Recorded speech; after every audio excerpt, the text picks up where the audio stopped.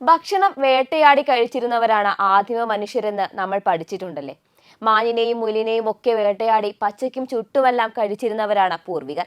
വടക്കേ അമേരിക്കയിൽ ഉടനീളം വ്യാപിച്ചിരുന്ന ഹിമയുഗത്തിൽ ആദിമ മനുഷ്യരുടെ ഇഷ്ടവിഭവമായിരുന്നു മാമോത്തുകളുടെ മാംസമെന്ന് കണ്ടെത്തിയിരിക്കുകയാണ് ഒരു കൂട്ടം ശാസ്ത്രജ്ഞർ. പുരാതന മനുഷ്യരുടെ ഭക്ഷണത്തെക്കുറിച്ച് നടത്തിയ പഠനത്തിലാണ് ഈ കണ്ടെത്തൽ.